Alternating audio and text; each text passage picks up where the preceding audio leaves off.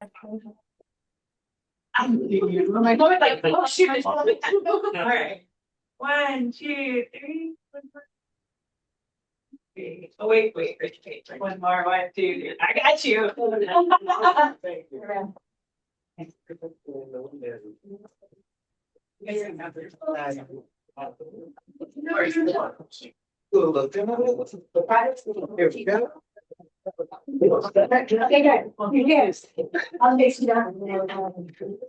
Okay, so we're going to switch up the order just a little bit.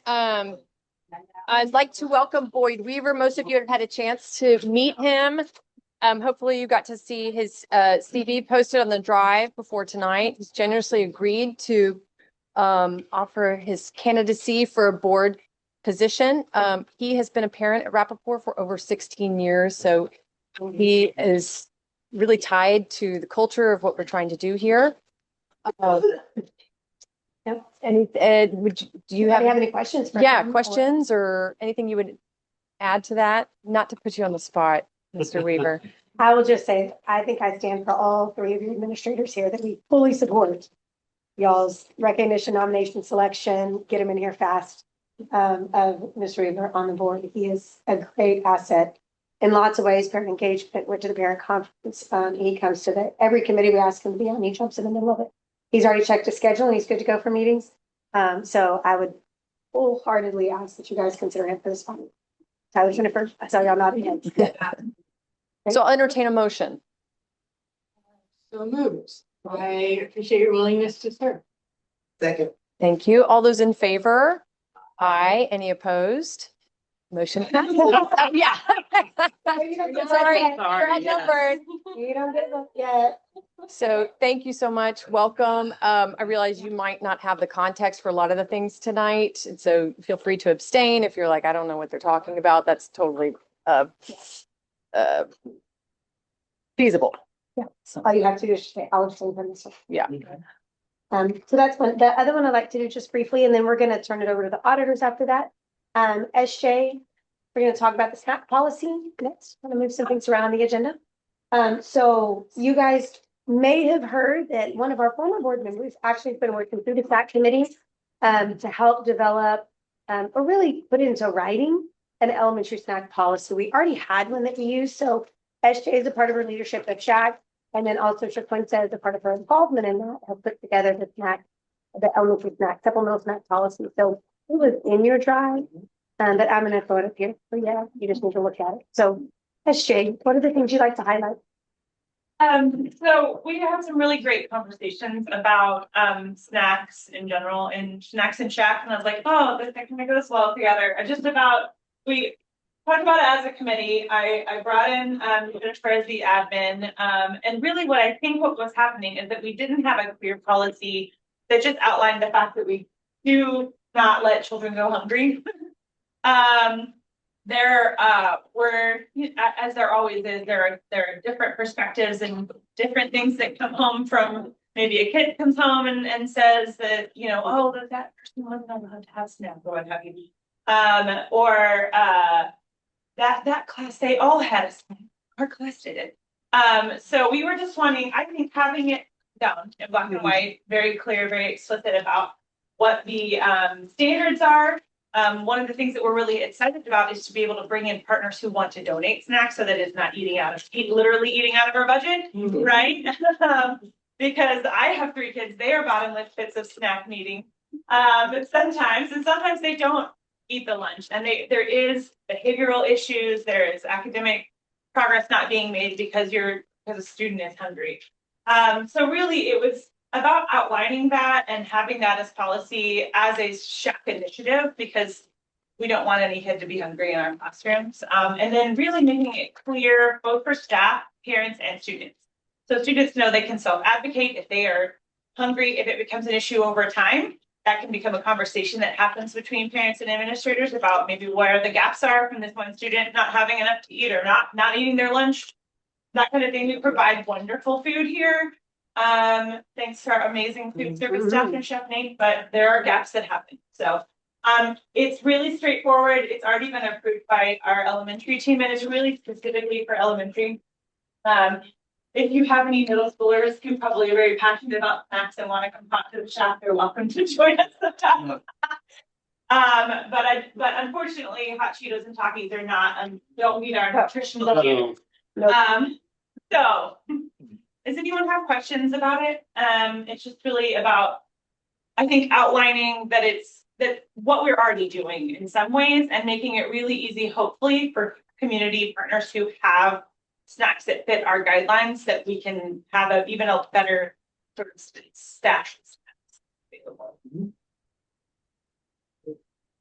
Board is clearly in favor of snacks. Yes. Yeah. Snacks are important. It was, subliminal. Yeah. So ideally, the SHAC committee would love for the board support and acknowledging this is an actual policy. So if there could be a motion. That would be We want helpful. to adopt the snacks. All those in favor? Any opposed? Motion passes. Thank you for your attention to this. Okay, I think we're gonna jump ahead to the audit. That's correct. Let me. Okay, let me find your presentation. I'm not sure. Wait. Best spot for us to be. If you'll slide, there you go, right there. So give me just a second, let me pull it up. While she's pulling up the presentation, we will introduce ourselves. I'm Ruth Snell. I'm an audit partner with Armanino. The partner who I served y'all historically, Kathy Ferguson, left the firm recently, and so I've taken over this engagement and have the pleasure of working with Alexis and Imelda and the finance team to get the audit done. They've all been very responsive and diligent As and responsive as we could be considered. absolutely. And diligent and dedicated to making sure that we landed in the right spot and that we work together to conclude our case. And so that is more than we could ask. Really appreciate their collaboration and partnership. It is not letting me go full screen, so I'm gonna have to slide this way. I'm just gonna have to slide it this way, is that all right? I'm Taylor Nickerson. I'm the senior on Mel's audit this year, and yeah, Alexis and Melda have been amazing. Great to work with. Y'all really. And I just saw that it looks like this has 92 slides. 50 of those are pledged. Oh. Yes. You got a little panicked. I did get most effort you all. And all the board members also had the initial draft, it was already in there that they could look through. And then the updated draft just had, in that initial draft, there was a red line. There's one of the pages on that one, that's been updated in the version that's officially in your drive. So if you were to look in your drive right now, it'd be the version that don't discuss it. So first, thought we would just sort of high level talk through some of the things that you'll be seeing in the financial statement, things that might look slightly different from last year. I'm not gonna get into the details of what you're seeing because it's my understanding that you regularly look at these. We've already seen, financials for August 2025. You know the numbers, you know what happened operationally, and we won't be talking through all of that. So at any point, if you have questions and want, we have, raise your hand, we can talk through them. We'll flip to the next. I guess first, here is our audit opinion. We audit the books. It's management's responsibility ultimately to make sure that the books and records are complete and accurate, that the financial statement should be accurate. We have an unmodified opinion on both the financial statement audit and on the single audit. That's the part where we audit compliance with prints and so those are the clean and modified opinions right there. Just a reminder, if you're not used to audits, that's a good thing. Yes, unmodified means clean. That's a good thing. So here is a summary or statement of activities for this year and last year. The one thing that I'll call out and that you likely saw in the draft of the financials that was circulated, and that we'll talk about later, the other state aid number for this year and last year, as well as, well, we'll start there, includes the TRS on behalf contributions. Did not include them. And then if you scroll to the next slide, you'll see that there's also included as an expense in the employee benefits amounts. I don't know if you all know about how the TRS on behalf contributions work. I think you give him a quick summary. Okay. TRS every year, well, 2 years ago, started saying, hi, the charter schools, we will contribute some amounts on behalf of your that's on behalf of your staff and employees to their retirement accounts. So under GAAP and under password, you have to report it as a revenue and expense. So that's what's showing up. So I think that was one of the things, I've been really open with the board about the conversations we're going. So this is one of those places where it was actually year before last that we were supposed to start tracking it. During the audit, during training, whatever, we missed that year. So then this last year, we were supposed to be tracking it. That's what they recognized. And actually, and you'll see it in their findings, actually, when we switched over to Region 12 for that period of time, they actually caught it and fixed it from September 1 moving forward, but didn't go back and fix it for last year. So by the time we submitted everything to them, it was fixed from here forward, but it wasn't fixed for last year. And then it wasn't fixed the year before that either. And so that's where you'll see one of the findings coming up, but that's what she's talking about with that.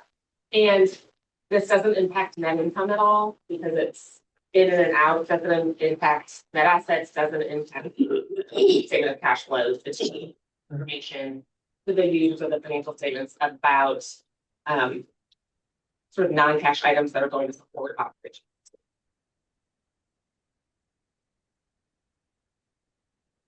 Here's your statement of financial position. Again, things that y'all have been looking at throughout 2020 2025 school year, and then after the biggest change is just the gym now showing up in property and equipment. So that's that big increase in that line item. Other than that, things are pretty much same year over year. Nonprofit accounting requires the organization or the school to disclose sort of like what assets do we have and how are those assets supposed to be used over the next 12 months. And like use the financial statements to understand sort of the liquidity position. So that's this disclosure here was also in the draft that y'all received. Just sort of calls out this is what the financial assets are that are available. These are the financial assets that sort of required to be used in a particular way. Then indicating that y'all have 3 million looking at those August numbers in available for future use. And then here again is sort of the actual statement of cash flows. Shows you where your cash came from and went during 2025 and 2024. You want to go forward? Sure. Related to that on behalf item we were just talking about, because it wasn't in last year's financial statements, we needed to put it in there. So there's correcting that error of it not being there. Financial statements have this disclosure more about that. And then that was for not this last year, but the year before that. Then this year's fixed here, and then it's pretty fixed for us. And then one of the other things that matter to you to the financial statements, particularly if you're a nonprofit organization, is you'll give us money. How can we use that money and how have we use that money if there's particular gender restrictions around it? So this discloses what amounts are restricted and why, and what amounts we use for the year. And so for us, it's not as big of a deal, but if we had people that maybe gave $1 million for student scholarships for the class of 2028, that would be highly restricted. We can't use that for other things. And so we would have to code that and monitor that for that use. Most of the things we have people donated to the school or to the district or whatever else, or they didn't specify. That's where you would see if it was to a specific building project or a specific use. That's what they can look at. Right? And then again, y'all have been looking at everything, some budget comparisons. I don't could talk through them if you all want to know about that. Dr. Newman can provide answers, but rolling. And so I mentioned the single audit earlier. The federal government requires, if you get certain sorts of federal money, they want an auditor to come in and make sure that you spent it the way you're supposed to. And then the school had to put together the schedule of expenditures, was that where we got the money from and how it got spent, and then this is a summary of our opinion on those audits. So no material weaknesses identified related to the financial statements. We did have a couple significant deficiencies, so those were internal control issues related to the financial statements. They're disclosed later. And we didn't find any non-compliance material to the financial statements that needed to be reported. At some point, I gave Dr. Newman a really good summary of what a material weakness was compared to a significant deficiency, and now I don't remember it. I think with material weaknesses, it's like a really big deal. Significant deficiency is something we all should know. So yeah, the way you explained it is material weakness would be by not having it in the financial statements, the board would have made or could have made a different decision based on that information. So in other words, if there was a significant difference in income or in revenue or something like that, had you had that information, you might have made significantly different decisions. That would be considered material. Significant is you probably wouldn't have made a different decision, but there's some controls that need to be fixed or put in place so that down the road, it doesn't become material because your systems aren't in place to catch these things or to track them earlier than that. So material, well, any finding bad, right? Material is a dramatic significant. For TEA, material is an automatic fail of charter first. Significant, it depends on where it was and what the issue is. It could impact the charter first ratings on that one. And so again, one of the things that we need to know, we need to track in next year for the next audit, they'll look back and make sure that we fix those systems and the tracking for that in place, but no material, but too significant. And again, that was in the draft report, but you're going to talk about those in a minute as well. Okay, so these are the sort of findings as they were communicated them. So the first one again was related to we haven't talked about this, but just overall diligence related to fixed assets. I don't know if y'all know this, you built a gym. That means there was a lot more fixed asset activity than usual. And then given, really on both of these findings, turnover in the finance and accounting department, things can sort of slip through the cracks. And so what we found in our testing was that some fixed assets, there were some inconsistencies in how things were treated according to the policy or according to each. That matters for this particular year because there was so much. And so really our finding here and recommendation is just to tighten up policies around how fixed assets are placed in service, timing of when it happens, approvals around service, just to make sure that it's done consistently going forward. So that's this finding, and then the reporting requirements require that management sort of responds to the finding, and so that's what's over here on the review on the section root. You of responsible officials maybe has some additional comments or wants. Yeah, so this first finding was really all about when we wrapped up the gym and when it was placed into, and I talked about this at board meetings, right? So you guys have heard this before. And the issue was, number one, tracking all of what was paid, when it was paid, how it was paid, what is capitalized, what is not, when it's capitalized, and when we officially put it into service. And there was a lot of turnover. And honestly, when we look back at the policy, there wasn't a very clear like X equals Y date. And so we were able to then go say, okay, well, this was the functional use of it, this was the date, and we've always used kind of the next day. But then even when we looked in the policy, it wasn't specifically written in that. And so really what we have is kind of three steps that we're going to take from that. So one of them, we're going to revise policy and make sure the policy we put before the board has clear dates and definitions. And Imelda can add some in there too. So we'll make sure of that. We're also going to make sure that there's checks and balances for any time we're doing capitalization of assets. And that there's at least two people from two different areas. So for instance, myself and Imelda and Melanie Nelson, just to make sure that there's two checks and balances for what that capitalization, not only the threshold, but the date and the asset and when it was actually put into use. And then we'll also bring those to the board. And then the third is just training, just to make sure that anybody touching or talking with those pieces, the capitalization of any sort of asset, understands like what bringing into service means and what value, what thresholds mean, or things like that. And so those are kind of the three things we're going to bring in to make sure that, again, because of staff turnover, the kind of inconsistencies that happened between that 1 week notice in June and then when all the audit stuff was running through, that doesn't happen again because we have a team of people that are tracking it along the way.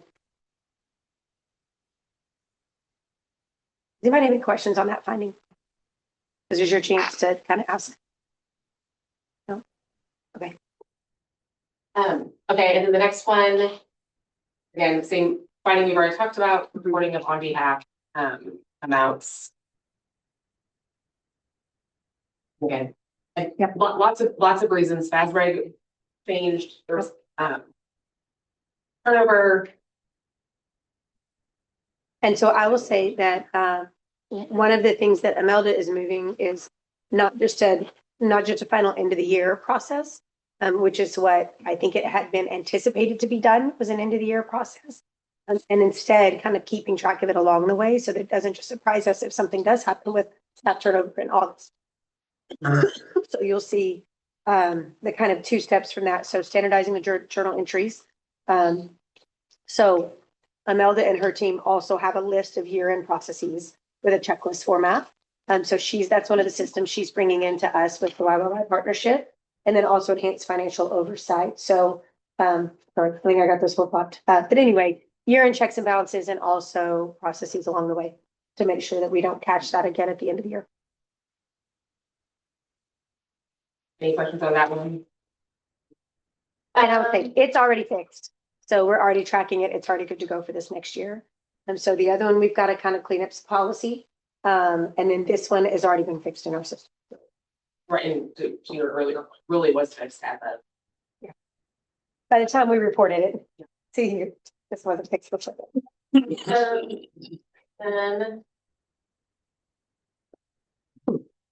we didn't have any significant changes to the audit plan. Some of it was communicated in our engagement letter. We potentially belatedly sent out back to y'all the initial audit plan and really was what we did during the audit process.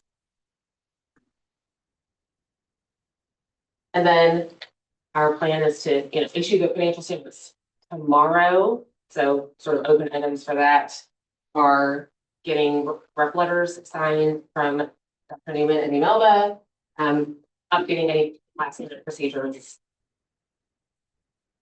And, y'all's final approval and review.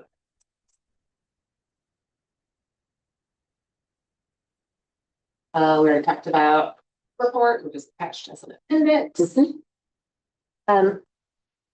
it. I really just wanted to know. I just wanted to add one thing. As you guys have read through the audit, you may have seen the note in there about the bank, the non-compliance, potential non-compliance. So technically, we're not compliant with the bank yet because this hasn't been formally submitted.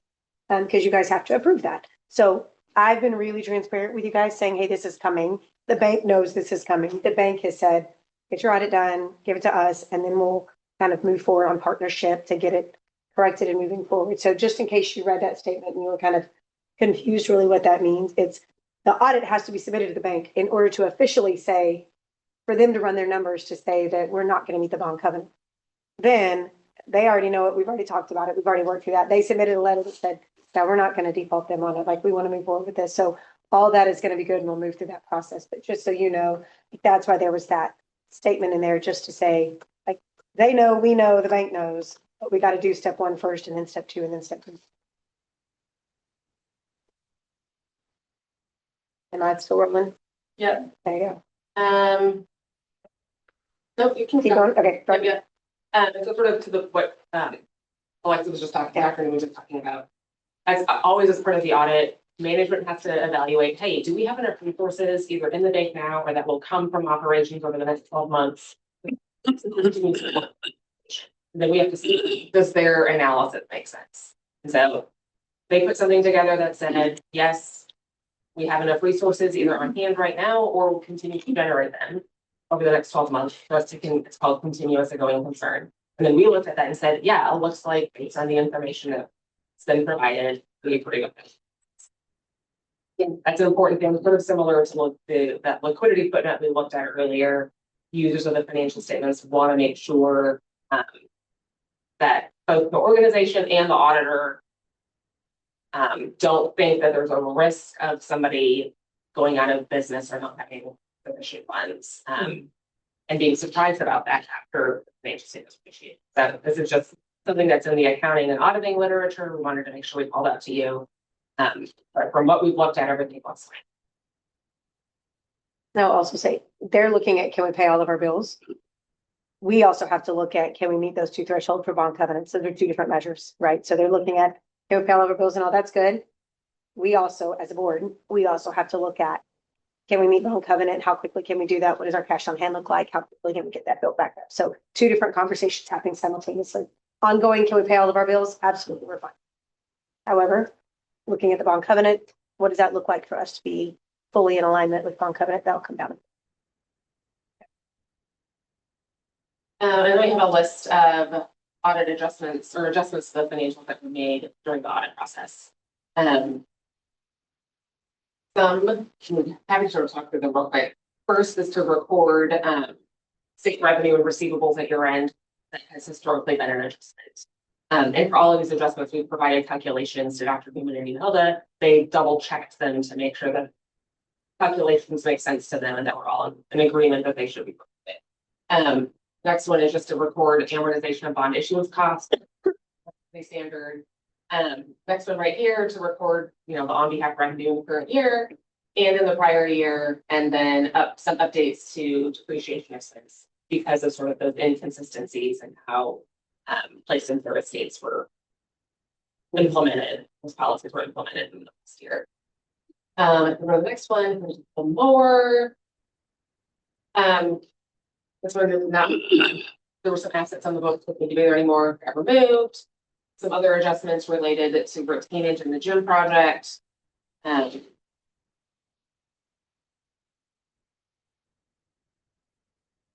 Jim. really. Yeah. Yeah. Jim. And then we have the CTE grant. I think that's that next to the bottom section. Yes. That was a grant we anticipated to get, but we didn't get the grant, but instead we went out and fundraised for the same amount of money. And it was all kind of like when it was coming in and when the payments actually came in versus when the expense happened, and it happened over a fiscal year end and start. There was a lot of corrections that had to be shifted for that. And then these are adjustments that were not made that got identified. The one again related to assets and liabilities related to the lease. And a little true up to the on behalf amount based on some testing we did. From our standpoint, not reporting these does not materially misstate that change. So we don't believe that anybody would make a different decision about the financial information based on these being reported from.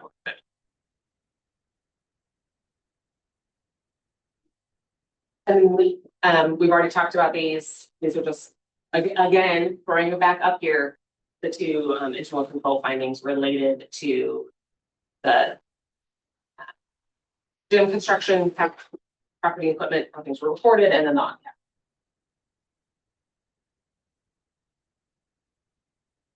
We've already, we talked about. We can talk about it again. Yeah. Unless follow. Unless anybody has any questions. And then I'm gonna kick it over to Taylor to talk through the other sort of things that the AICPA wants to make sure that we communicate to you, governments. It's even more dry than what we've already covered, but we will try to be as fast. I think y'all been fascinating so far. Well, Right, Brent? Yeah. Hasn't it been fascinating? That's Brady's an auditor too. Yeah. After Cunningham's like, That's the word I would use. No, you're weird. We believe that we are independent as of, we didn't identify anything subsequent to the day that we signed the engagement letter that would say that we were no longer independent. We did not identify any potential or known fraud, not aware of any non-compliance with laws or regulations, not aware of any potential illegal acts. We didn't identify anything having to do with related parties that needed to be looked at closer. We did not identify any alternative accounting treatments permissible under GAAP. sometimes GAAP, lets you do two different things You might pick one and not the other, you would wonder why. We can identify. Yeah, we did not, we looked at accounting estimates and didn't see anything that needed to be reported or anything that indicated possible bias on the management. There were conditions we identified where we looked further into the potential for going concern. We did not, other instances of matters we pointed that earlier. Ultimately, we don't think that there's any reason to be worried about going concern. We have a copy of the management representation letter, which is 5 slides of your 90-something slides that we don't need to today. And we didn't have any disagreements with management. But I will call out, so management representation letter gets signed by Dr. Newman, gets signed by Imelda. It's a whole list of things that they're representing that basically says, we told you everything we needed to tell you. The financial statements reflect everything they should reflect. It says it in many more words than that, but that's really sort of the basis for the auditing relationship to just to make sure that we know everything. And they're saying, yeah, you know, everything missing that you should know that. So it's an important document from our standpoint. You can from theirs as well. Transparency to a fault. That's what we gave you. Transparency to a fault, right?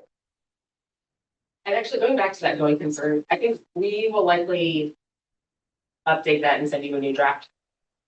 We ultimately concluded that there weren't any indicators, and so the way that reads, it sort of makes it sound like we thought maybe there were indicators, or we identified some and then got past them. I don't think that's our situation. I think there weren't really any indicators. So we'll do that.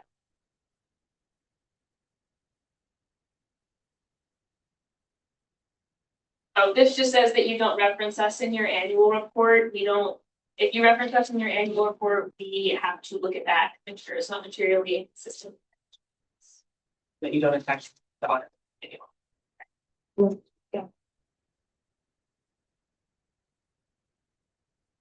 We're not aware of any significant accounting policies that are controversial or related to emerging areas. We didn't have any significant difficulties during the audit. We did not identify any significant unusual transactions that weren't already communicated. There were no difficult or contentious matters where we went outside of our engagement team or our group at Armanino. We're not aware of any consultations management had with other firms or other accountants, and there were no matters arising that are significant to the oversight of the management.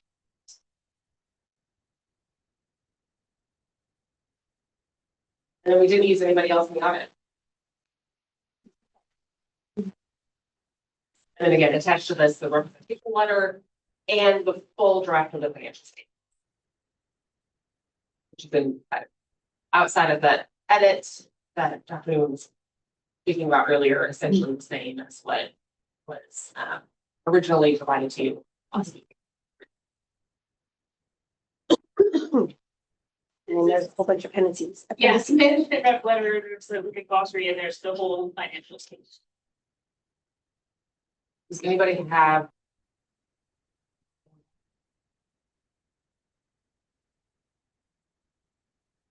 That I bet my board probably feels like they've been through the audit with me. Because every month I think I come back and give them an update on where we're at, this is what we've seen, and this is where we're going. Again, transparent to a fault, I think, with both sides of it, especially with the turnover and kind of as we've navigated these last few months. But I'm grateful for you guys for walking through that. They did really well. So no other questions for you guys? Really, there's, I don't think we were surprised. Yeah, transparent to a fault. So then you would just ideally formally receive and file, accept, receive and accept. The financial audit is presented today. You said there's going to be that one edit for clarification for that one slide. Yep. So do we go ahead and vote tonight? Mhm. Okay. Yeah. I'll entertain a motion or any other questions. As long as whoever makes the motion is willing to say with the clarification of that one. Okay. It's just that one little piece. Everything else should be legit.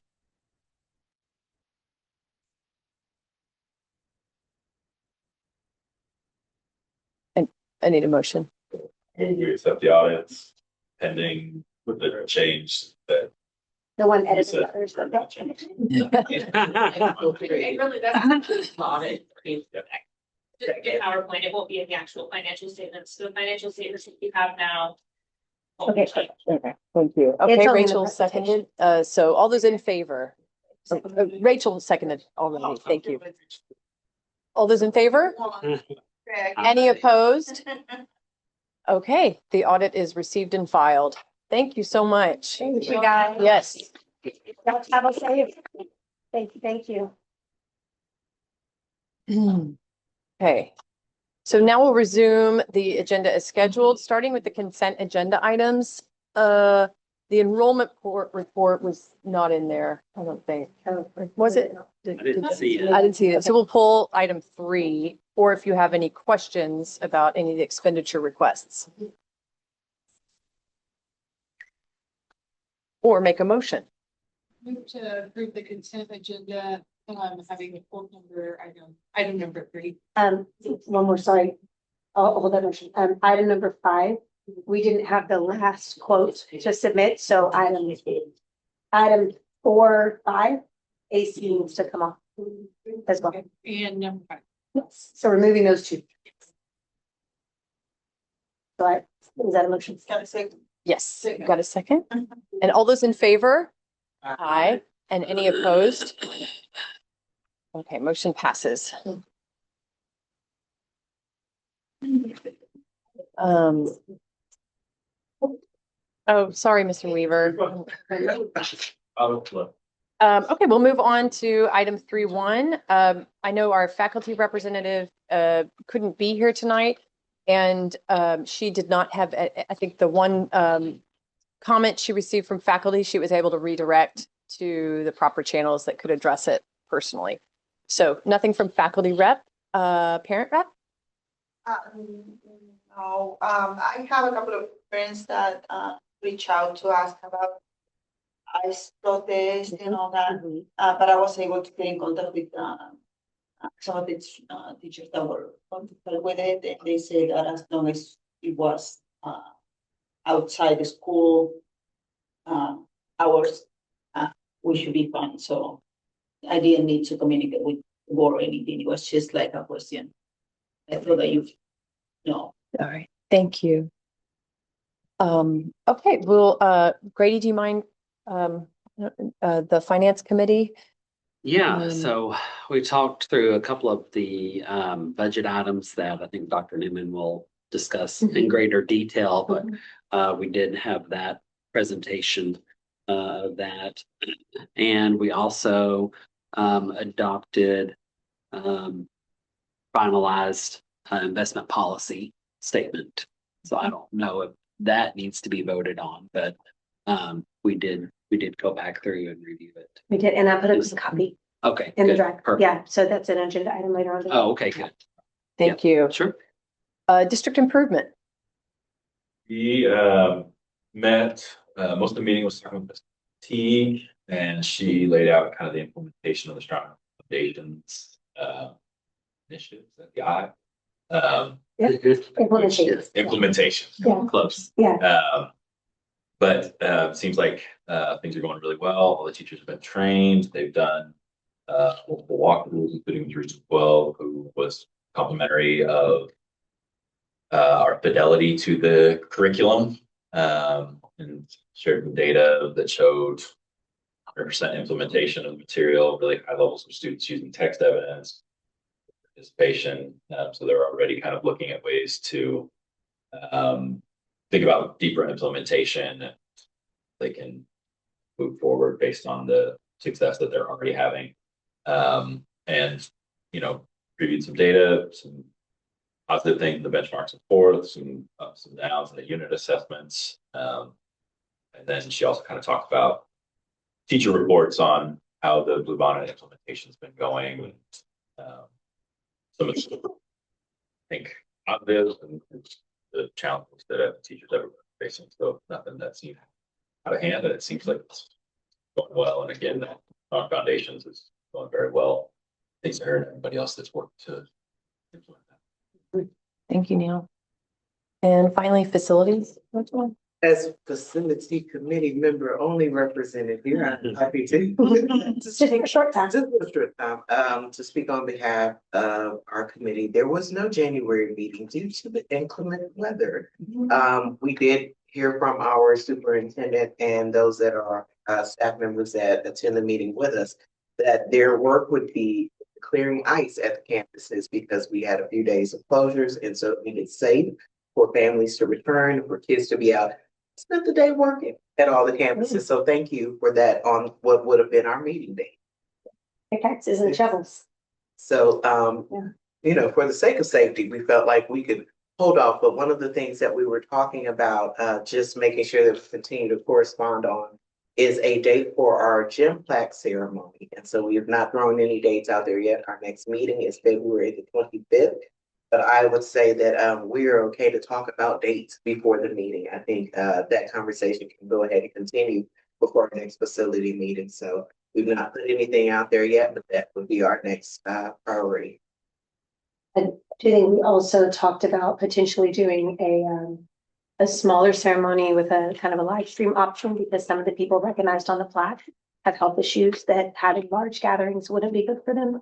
And so some of them also may not physically be able to get here. And so kind of shifting a little bit, instead of doing a big thing, is instead doing kind of a respect thing for those on the plaque, and then honoring it through social media and sharing it out. Again, to really kind of respect some of the people whose names are on there that would need to have a smaller group or would need to have it live streamed so they could be a part. Great, okay. Superintendent report, we'll start with presentation of district overview. So I have a couple of things. Presentation district overview, you had a handout sitting on your table whenever you sat down. So this was the state of the districts. I kind of ran it through before, but I thought you would want to have a hard copy that you could take with you, and I will also be happy to provide it to you electronically. Again, if you want me to come talk to any groups, civic groups, classes, groups, friends, life groups, I don't care. I'm happy to come talk about what it looks like to be in education, specifically at Rapoport Academy right now. So you have a copy of this with you. And then I went ahead and listed out some other things. So that's kind of a catch-all bullet that we can follow back at if we need to, but this is really what I wanted you guys to see. That also I included in your drive, after I made the presentation out to the district on Thursday with our first budget update. I included both the slides and the video for you guys, so you would have a chance to see that. So hopefully you guys had a chance to either watch the video and or look at the slides, but I'm going to be doing those every 2 to 3 weeks as we move through the spring semester, just to try to give more opportunities for understanding of the budgeting process, where we are along the way, and keeping people updated as we're moving forward. And so this first one was really about this year, with some additions into, I talked a little bit about attendance, I talked a little bit about overall funding, and then also talked about some savings that we're already counting in place for the remainder of this year and for next year. One of the big ones was restructuring of the leadership across the campuses, and then also a couple of other positions that we're going to be able to move, adjust, or change in order to have some additional salary savings guaranteed as we move next year, but some of that is going to be able to happen earlier in this year. So hopefully you guys were able to see all that. I didn't get any questions really on Friday, so I did the video on Thursday. Yeah, and then on Friday I went campus to campus and had 4 Q&A sessions where I met with middle school, and it wasn't mandatory, but they could pop by, so they asked really great questions. Then we met in here for high school. I went over to the MacArthur campus and then wrapped up at the Llewellyn campus on Friday, and was just really present if people had questions. And it was fun because there was a couple of questions that were thrown out that were not about the presentation. And so, you know, some of those I kind of handed back to either Tyler or Jennifer to talk about, but this was really kind of the kickoff for structure changes, cost savings. I also did a budget update, and so you'll see that in the budget amendment that we're going to talk about here in just a minute. The other thing that I have for you guys, I dropped it in the drive, but many of you know that in the UIL redistricting, we were kind of caught in a little bit of political movement in UIL. So I talked with you guys about that previously, but I put a copy of our little letter draft in there. Our appeal is going to be heard in Austin on Monday, the 23rd. So we'll go down there. A couple of us will go down there and talk to the statewide appeals committee. And what we're asking them to do is place us in our enrollment, which is where we've always been placed, even since the rule was in place in 2012. This will be the first year ever that they've not placed us in our enrollment. They posted 245 as a cutoff. We submitted 245. We submitted 245 first. Later on, they placed it 245 as the 2A cutoff. But then they gave us our letter and said, you're gonna be in 3A. And there's this weird charter rule that lets them bump up and down and whatever. And so, it was the first year they've ever enacted it. And so when I called back to let them know that there was an error, in the email they sent me, it must have just been a clerical error because we submitted 245 and the cutoff was 245. And they said it wasn't an error, that our boys won state championship. And so we were going to be 3A no matter what. So that spurred on a whole lot of feelings and the document that's in there. So what I would just ask is if you would look through that, if you have thoughts, ideas, or feedback that you want to give, I'm more than open to hearing those and making edits and changes. But it's relatively short. It's a front and back letter, provides a lot of detail for why it's not a 3A school. And for why our kids are not really kids you should consider coming from 5A high schools, because they've been with us for a long time. 8 years is our average athlete enrollment at Rapoport. And even when you look at the state champion boys basketball team, one gender, one sport, 1 year. Even when you look at that team, 6 of those players have been here since pre-KK. And so it's just some really interesting data. The third page of it is actually a data chart. It shows one of the things that we're arguing is making a decision to move a district up based on one gender, one sport, 1 year is really at the detriment of the other gender and the other sports. And so you'll see some comparative data with other genders and the other sports as well. So what I would ask is that you just look through that and make sure as a board that you're okay with the things that we're going to be saying. And when we go down there on the 23rd, and again, give me feedback or input now and as you move forward. Brian and I are ready to go and argue. It sounds like we're getting punished for winning. Yes, Instead of- exactly. It doesn't sound like But it is. Yeah, it is. And the reality is this is a law, not a law. It's a UIL policy that's been in place since 2012. And it was originally established for small charters that lived in big cities. For instance, a charter that lives in Dallas ISD. They only pull from Dallas ISD. So what they were saying is, well, just because you're a small school doesn't mean you should play these little small suburbs. You pull from Dallas ISD, you should also play within that. But the reality is, and if you look on that document, right now we have 17 different school districts represented in our student body. Now, 75% of our student body this year, right now, comes from the Waco ISD service area. But 25% of our students come from other districts around the area, smaller districts, La Vega, Conley, et cetera, et cetera, et cetera. And so we've added that information in here. And again, the other argument was, well, obviously you guys are competitive with larger schools. You should be with larger schools. And when you look at our success rate, again, our athletic director, Brian Foreman, put it together.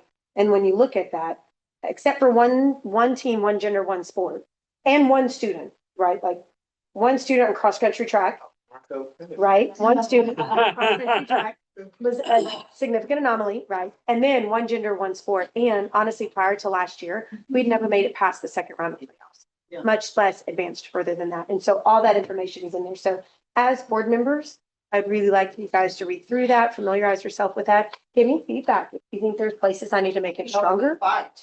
Yeah, I'm all in. Yeah. I'm all in. So we're, What day is that again? to what? What day is that again? The 23rd, I believe, is Monday. Monday. Monday, the 23rd at 9:00 in Austin. So do You they, know how long it takes, Oh, no, go ahead. how long it takes for them to make a decision? I'm not sure. I've never had to go at the appeal level. Several years ago, when we were transitioning superintendents, I did not submit enrollment numbers. And I had to fight for months in order to be able to let back in to UIL to change the charter policy. We were able to get the policy changed for all charter schools in Texas. And so we have it in there. I don't know if they let us know right then, or if they hear the argument, release us, and then give us a decision at some later point. So we did have to submit what districts we felt like we should be placed in if our appeal is granted. We just want to stay where we were. Do what? We just want to stay where we were. That's what we've said. Yeah. Yeah. And honestly, my initial response was, if you were wanting to put us at 3A, you should have put the cutoff at 244. Exactly. But you didn't. You published 245. And then you bumped us up. I will say, I think So it's. you make your own rules and then you break your own rules. Yeah, so this rule only counts for charter schools. It doesn't count for traditional schools. There's not a traditional school rule. So you could have won state championships for 11 years in a row at a traditional school. It doesn't matter. But for us, they said we're more competitive than our 2A counterparts. But the other thing that I will just say is on the appeal hearing, there are 1, 2, 3, 4, 5, 6. There are seven schools that are appealing. And based on what I can tell, 5 of the 7 are charter schools. Oh. So again, because there's one that, one of them that's not a charter school is football, and they want to go from large to small, right? Small to large football. And then another one is for basketball, and they want to move like from this to this. Like you've clustered me with these schools, but I really want to be clustered with these schools. For all of the charter schools, they're appealing, like they should be put down, closer to where their enrollment is. So one of them was placed at 5A, and they're requesting 3A. Another one was 4 to 3, 4 to 3, 4 to 3, and then we're 3 to 2. So anyway, if Yeah, you would. is there, so, Who's on the committee? So it is I have not been released the names for that, but it is a statewide committee that's made up of superintendents, from across the state. they have to have any transparency in terms of giving the logistics of how they got there for us, other So- than just to say, do it? I mean, Yeah, no, so the charter rule is in place and it has been since 2012. And so the way that they do it's a pretty simple calculation. Wherever your physical address is, the smallest high school in that traditional ISD district, you can be placed up to and including that high school. So for us, it's Waco ISD, that's 5A. So they could put us in They 5. could put us in 5A. That's ridiculous. There's an automatic appeal, so UIL grants an automatic appeal. They handle that within their own ranks. And then they choose at that point whether they grant the appeal. It's supposed to not be more than one level above where you would have been placed based on your enrollment. So because they placed us at 245, that would have technically been 2A. So then they put us at 3A based on charter rule. The issue that we have is that charter rule has been in place since 2012, and we've never placed up in 3A since that. And so there were several reasons, like whenever I asked, why not put it at 244? We like round numbers. We like zeros and fives. So we want to clean cutoffs. And when we saw it was a charter school, we were like, okay, that works because we can just charter roll you up for that one. Anyway, so we're pressing back in for an appeal. The reality is if we get the appeal, we probably won't get it again in the future, right? But our push is, and it was the same push that we had in 2017, whenever we had the other argument, which is just please treat us the same. That's all we're asking. Treat us the same. Just because one gender, one sport, 1 year had success doesn't mean our entire academic, music, and athletic programs should all be pushed up an entire level. It's all UIL. Academic, athletics, and music. Yeah. Are there any So- other repercussions besides competitiveness, like cost or anything like that? So not that we can see necessarily. I mean, there are some issues in it. Actually, it's about the same travel distance between where they are, where we might be going. The only differences are going to be is we're going to be playing, if we don't get the appeal, we'll be playing very large schools. Like we would be the smallest 3A in the state of Texas because we've been moving up. And we would be playing some of the largest 3As like Lorena. So they would be in our district, like we would be playing them competitively. And then some of the other ones around the area. So, I mean, we have a team in some sports and they have 4, right? Like, so, and it impacts middle school and it impacts high school. And so, anyway, that's just, it's for your information. There's no action needed from the board, but it's pretty significant. And like I said, we're going to go fight for our kids because that's what's right. They are fully within UIL policy to do that. But that UIL policy has been in place since 2012 and they haven't implemented it since then. Is We're going to anything go. we could do to support or? Yeah. I think right now reading this is the support. Reading this and make sure that that feels good and solid from that. Again, we'll go down there for that. I mean, if you're open and want to ride along or want to come down there, you can come down there on the 23rd. I think that's fine. But that's the arguing piece for that. So you'll read through our arguments in that document. There you have it for that. All right. In your drive is a whole bunch of information on staff surveys. So faculty and staff surveys, I'm presenting that to you guys so you can look through that. And then, again, no action needed, that's information.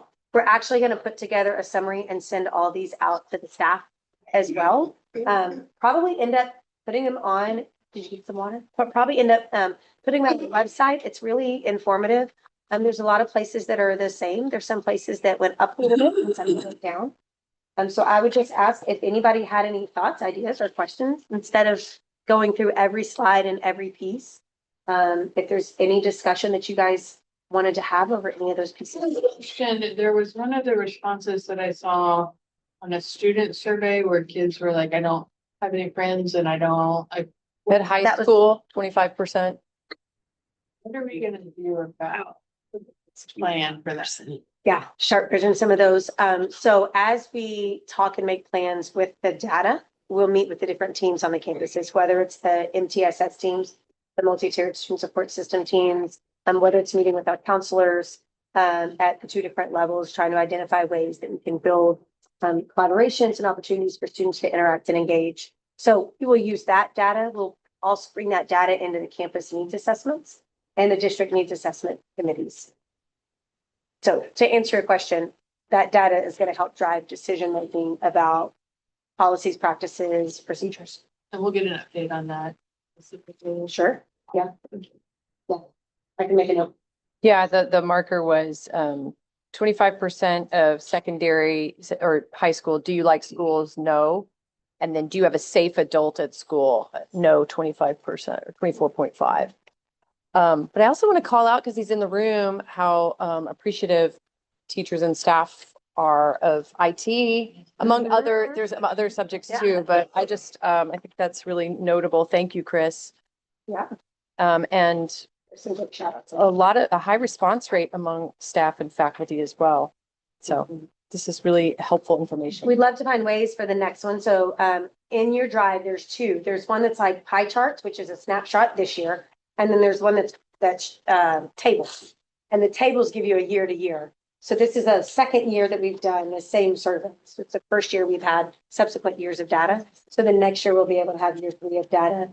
And we're trying to drive ways where we can get more family involvement in the survey. That response rate wasn't really where we wanted it to be yet. Even though we did, send outs and we did all sorts of other things. So next year we're going to put some other incentives in place if we can't get more family responses into that. Yeah. Thank you. Yeah, you bet. I have. Go ahead. Yeah, 2 more. Faculty representative guidance is another one on mine. And so I shared that document with you just to give a little bit of background for that. So, every 2 years, the faculty rep rolls. And so Rumsey came to me and she was like, hey, I just feel like there's a lot of disconnectedness in what a faculty rep is supposed to do. How are we supposed to respond? How are we supposed to help people? How are we supposed to advocate? And so she and I kind of worked together on some outlines and drafting of that. And then I ran it past Emily just to say, hey, does this fall in line with what you're thinking? So once we got it really solid, then Rumsey was able to then send it out to staff and just say, hey, this is how your faculty rep is supposed to engage with you. They're supposed to be an advocate. They're supposed to help connect you and the right people to have the right conversations. They're supposed to help solve problems. They're supposed to kind of take snapshots and consensus data and bring that to the board. And during board discussion, they're supposed to keep the lens of the faculty in that discussion. So she sent that information out. She got a few questions back, but not very many. And so the hope is that sometimes we've kind of really had dramatic responses depending on who the faculty rep was, which direction and what they brought to the board. And so the hope is that now with this guiding document, we can have some kind of more consistency from the faculty rep over time. And I think Nathan was the first one that really brought in big advocacy as we went. And so what we tried to make sure is really maintain that so that the next faculty rep can bring that in. We're going to do a similar document. I'll reach out with the NRA, right? We're going to do a similar document on the parent rep because that's an every year transition. So trying to give some guiding documentation for that position that they can send back to people and say, hey, I would love to help you. This is how I can help you. I can help schedule a meeting, I can reach out to this person, I can have them contact you, I can go with you. Or I can support you to come to a public comment, because it's really a one-person concern, right? Or, yeah, yeah, so we're gonna, that's the next step, is kind of bridging from that, So so, to clarify, it does not diminish the role no, or it just, it's articulating what the function is. yeah, yeah. That was one of the first questions when I, Mhm. got nominated, but I asked them, you know what I'm supposed to do. What does it look like? The powers and duties of in the bylaws apply equally to like an at-large member and the faculty member and the parent. And so Mhm. while they have this unique perspective, their role on the board is no different than any of the rest of ours.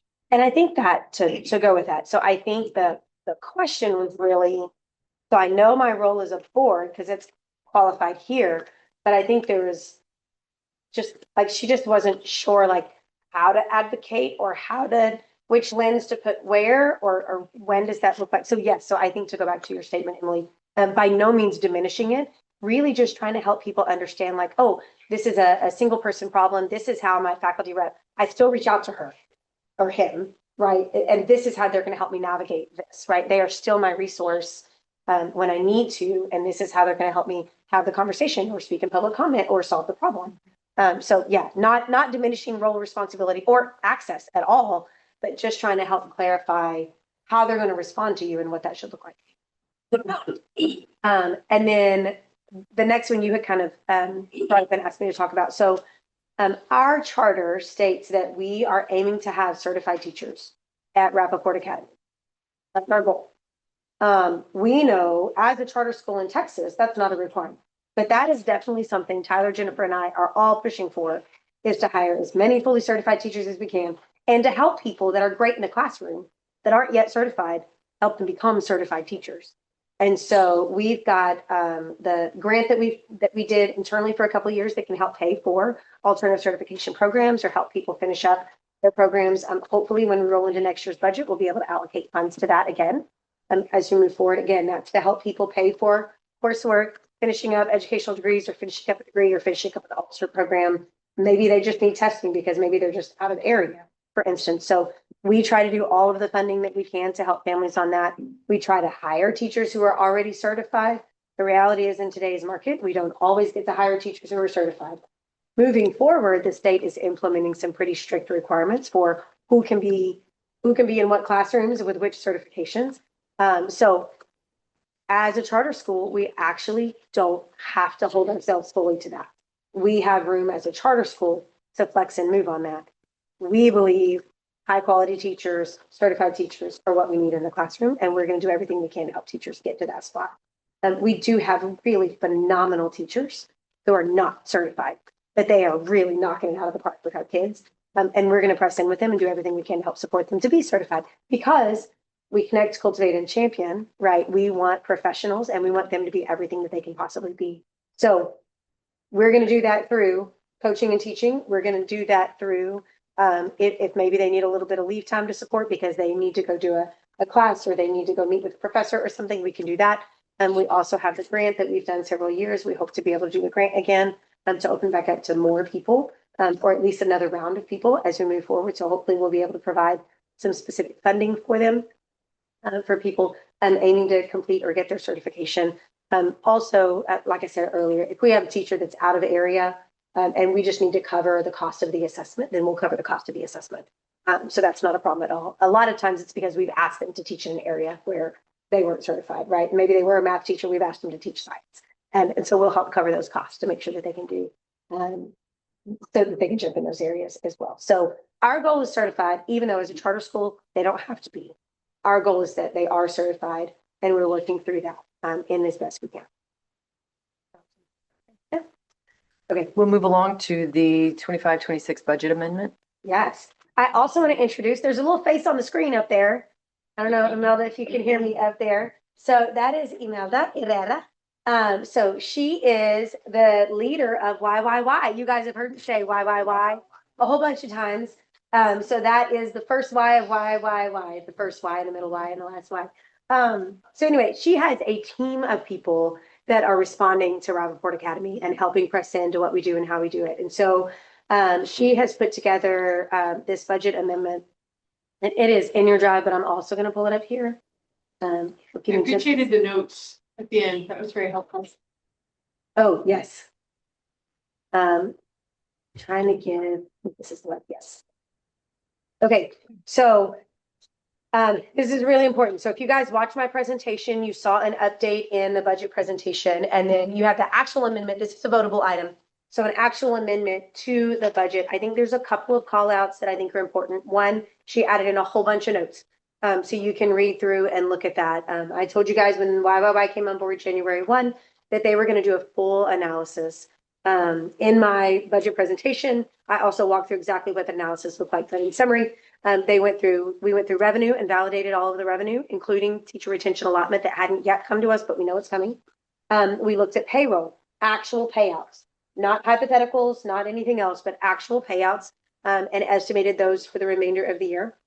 Validated that number, and then we moved to operational expenses. And when we moved to operational expenses, we looked all the way down to literally the item. In the presentation I did, you'll see there was like a double comparison for two different ways that we estimated operational expenses. One of them was by using the departmental budget trackers and then kind of an open section. And then one of them was by looking at actual expenditures, dividing out and extrapolating out for the remainder of the year. Both of those came within about $10,000 of the same estimate. So we're thinking, okay, two totally different methods came within about the same amount.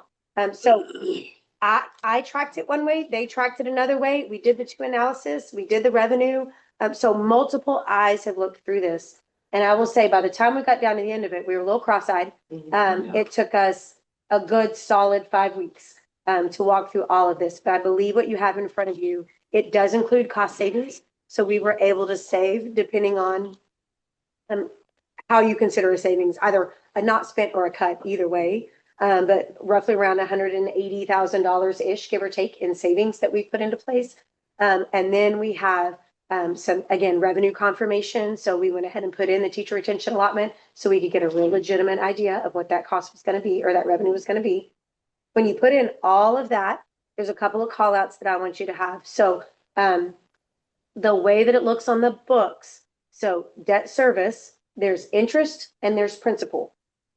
Interest counts everywhere. Principal doesn't count on your income statement, but we still have to pay it out. Okay, not debt service. There's depreciation.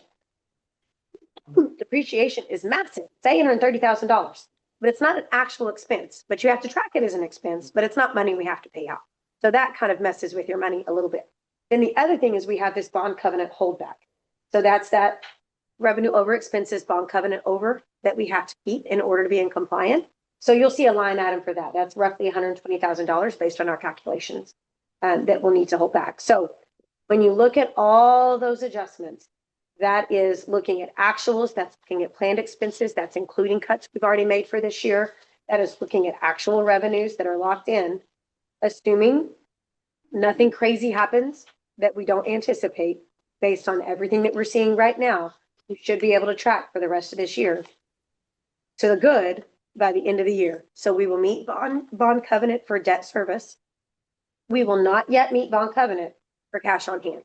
It takes a little while when you don't have a big gap between your revenue and your expenses. It takes a little while to build up enough right in your savings account in order to meet that bond covenant method.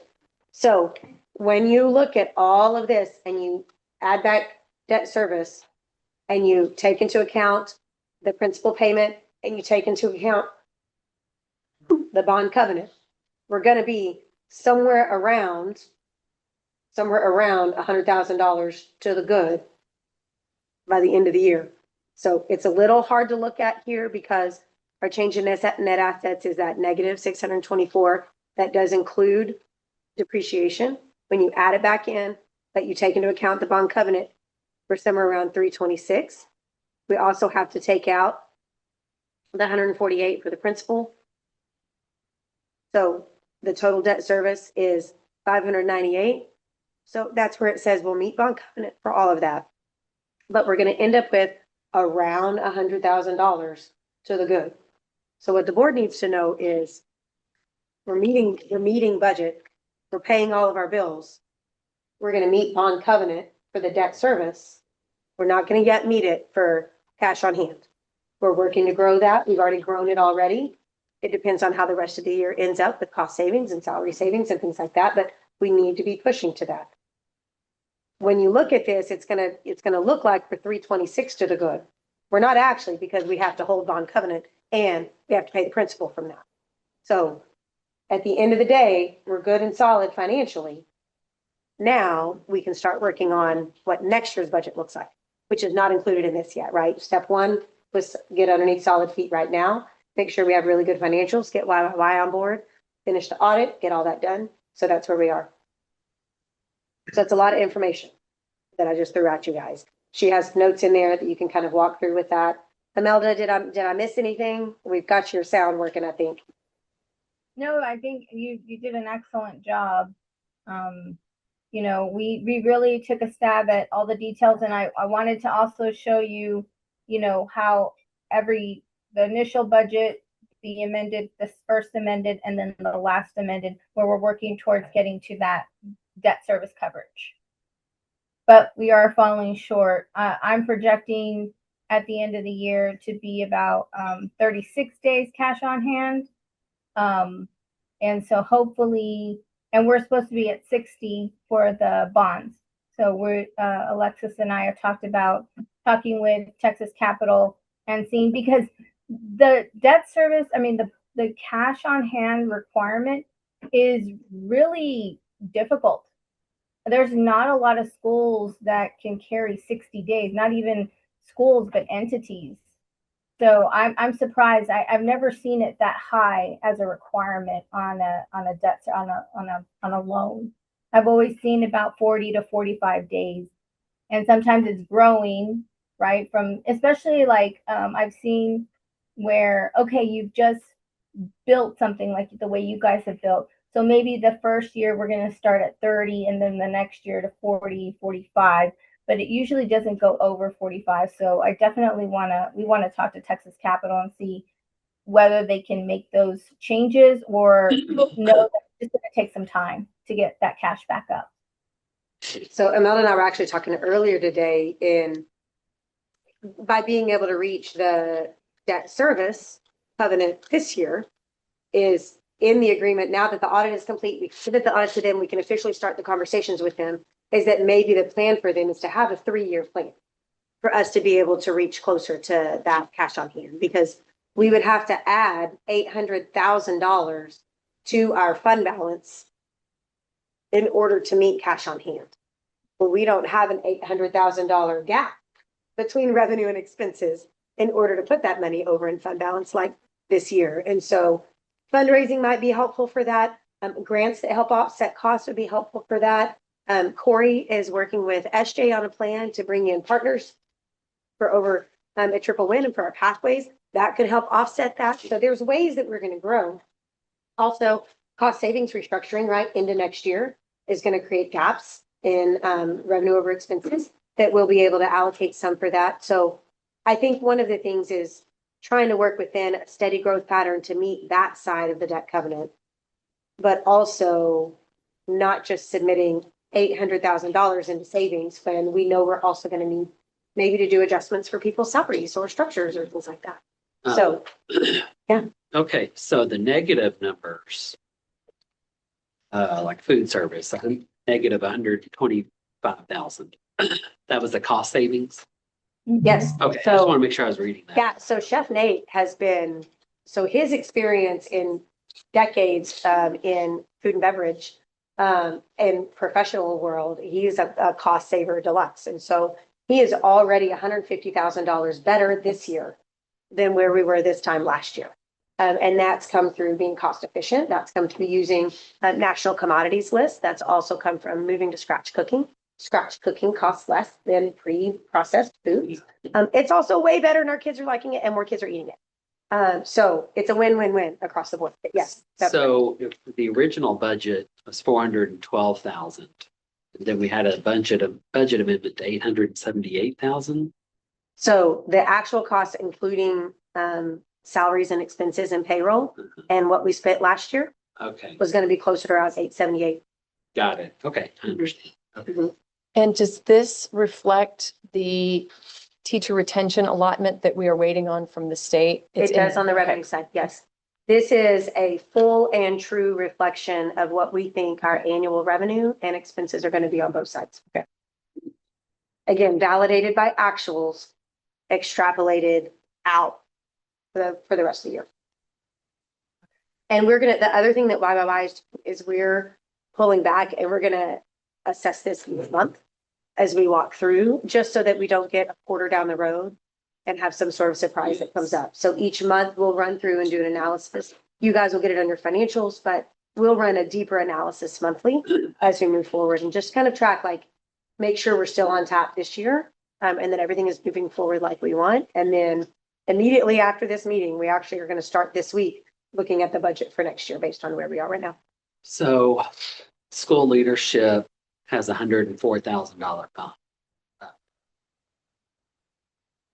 So most of the amendments that happened between, you're talking about 23? Yeah. Yeah, line 23. Yeah, sorry. So- That's correct. Yes. All of that would also have included when we did the first budget and the budget amendment 1, that was during the legislative session. And that's when we did the 1.5% raise. And that's also when we did any sort of added changes of structures, TRA, all of that happened in that first amendment.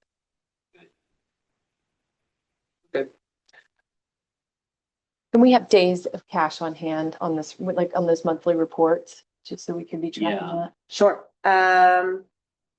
It's not already, yeah, absolutely. Yeah. So our plan was to do a kind of a bond covenant. We're going to do a bond covenant check-in anyway for the days cash on hand and for the debt service, just each month as we roll through that. Well, just to make imagine sure you'd we're be doing giving it. it to the finance committee anyway. So. Yeah, that's great. Any other questions? Okay. That's not a voting item. It is. It is a voting item. It is. That was thought. Yes, it's underneath. All of those. Oh, all of them. I see. Mhm. So it is. So we do need to officially make this a voting item. Imelda and her team, well, really the whole district, need to know kind of what we're operating underneath. The other thing I will say is they're bringing in 2 things for us. One of them is a year at a glance. So starting next fiscal year, we'll be able to work in August and we'll be able to see every week for the year, what are the planned expenses throughout the year. So I'll be able to tell you in February what we're expecting for expenses and then what our discretionary might be. So that's going to be really helpful. I think it's something we've never had before. It's a systems that we haven't had. The other thing, like I said, is the checkpoints along the way. But also the way that they budget. So we're going to budget slightly different moving forward. They're going to set up Skyward so that it's by department a little easier because right now departments can't actually track because everything is coded by campus. Well, facilities is on every campus, and so facility stuff is built into Jennifer's. If she was trying to look, she wouldn't be able to tell because it would show electric bill on her camp, so it just wouldn't make sense. So we're going to split that out, but we're also going to lock in revenue. And then we're going to lock in fixed operational expenses, utilities, insurance, blah, blah, blah. Then that gives us essentially a discretionary budget of which payroll comes next. And then the discretionary operational is going to come next from that. So that's a different way to look at operationalizing the budgeting procedure than we've ever done before. I think it makes a lot of sense. It's kind of what you do in your own household. It's kind of what most businesses would do is first let me budget what I can't change and then let me know what I have to play with. And so that's kind of how we're going to navigate the budgeting process moving forward.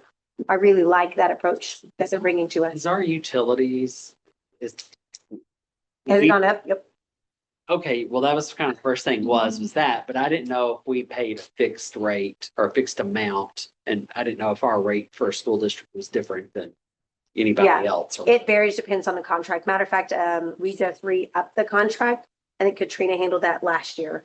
And our rates went way higher last year. So that's something as soon as we can renegotiate, we'll be renegotiating with maybe a different provider as we move forward. But yes, our utilities have gone up. We have more responsibility now that we have a gym, don't we? Like there's more to.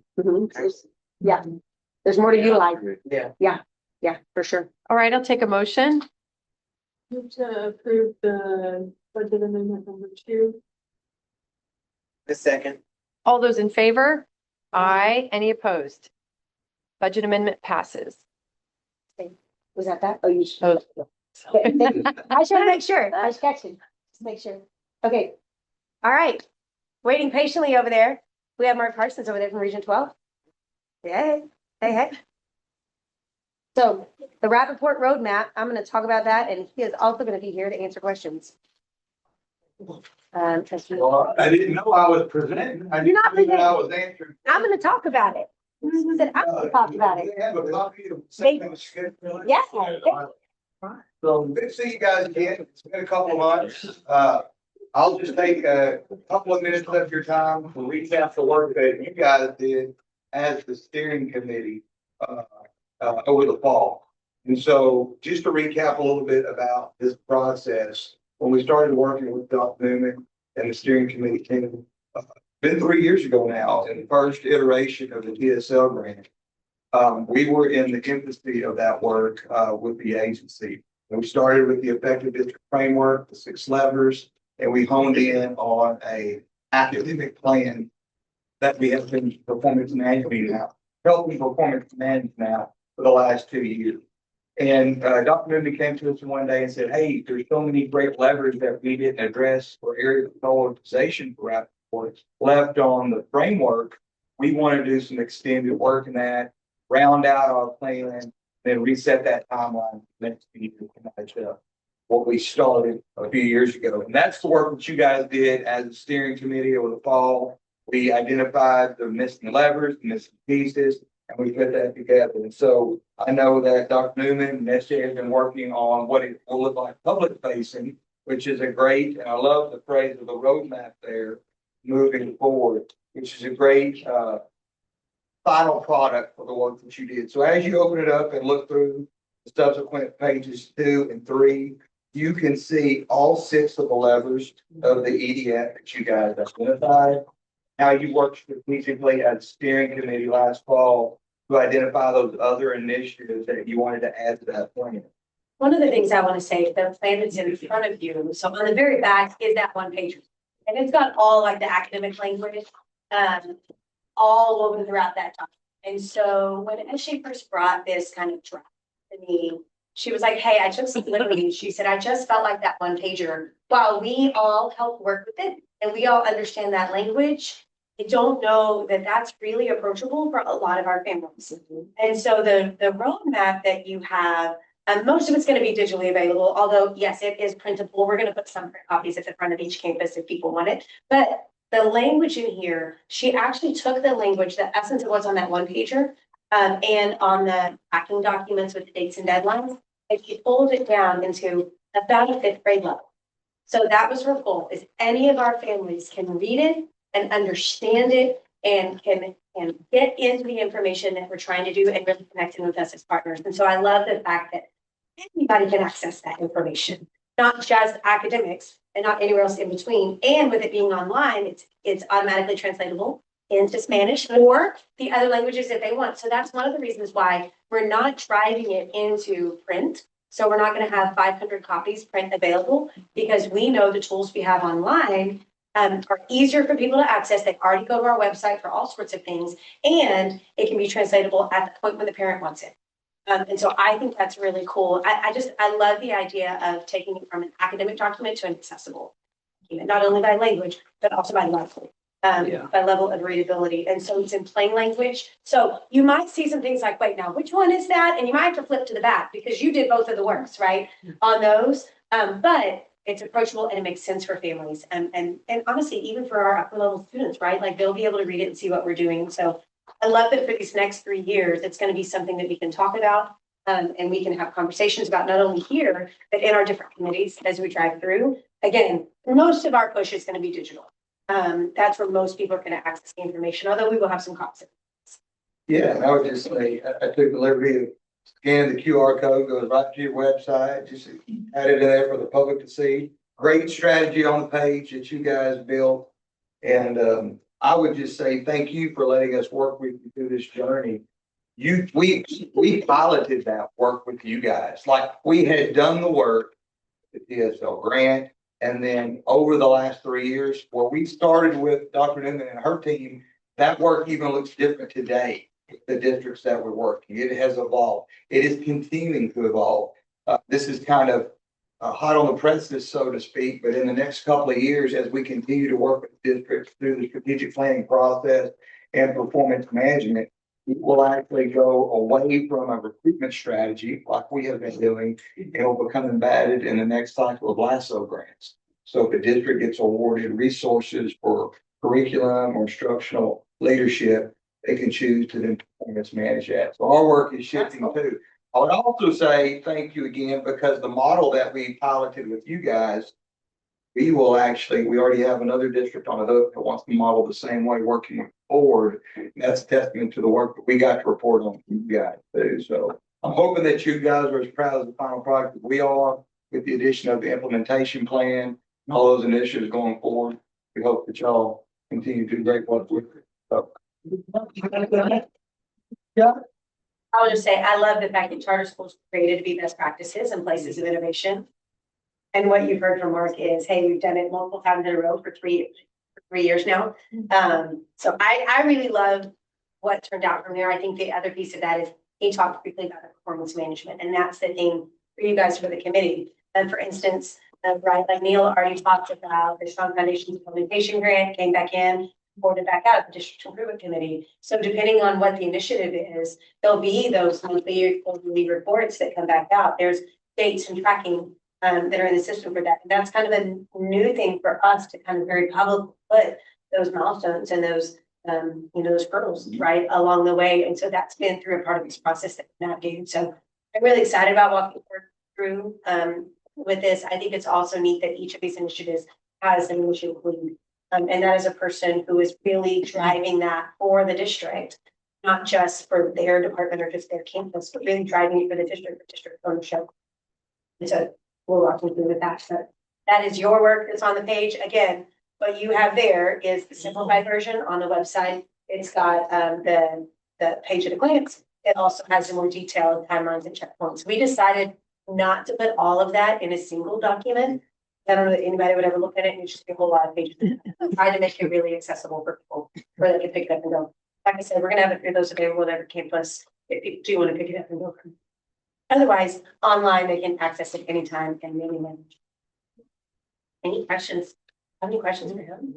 What about the document? Y'all have any questions? Great. I love the roadmap. She showed me, she was like, what do you think?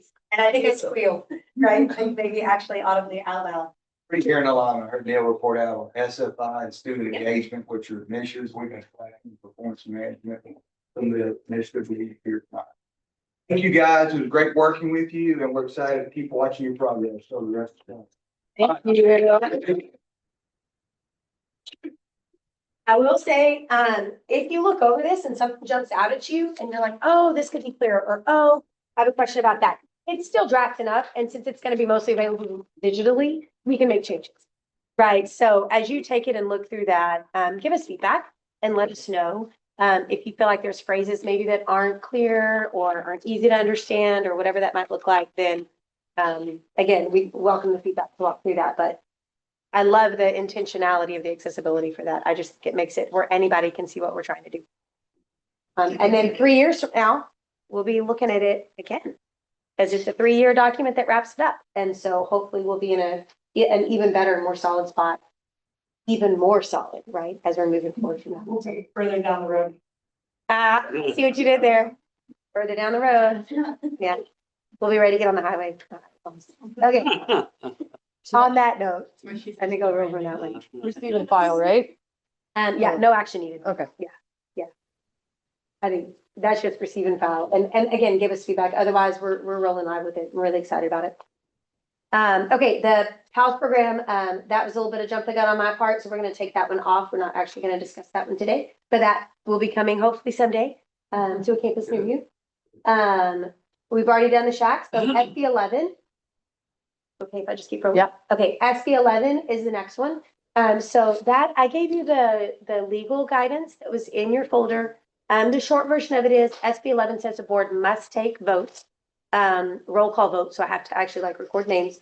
Must take vote to either create a policy and approve a policy, or to not create a policy or approve a policy, to require a time of day, a set time of day for each day for students to be able to pray or read religious texts. If students want to do that, we already have times like they can do that. Like we don't stop that. That's not a thing that we do here. So I, as your superintendent, would not suggest that you move forward to make us change our master schedule to put that sort of thing in place, but that is obviously your decision as a board. Again, the guidance is was in your folder for you to look at. I don't know if you guys have any questions or anything, but that essentially SB 11 says the board has to take action by March 1. And they have to either say, nope, we're not taking action.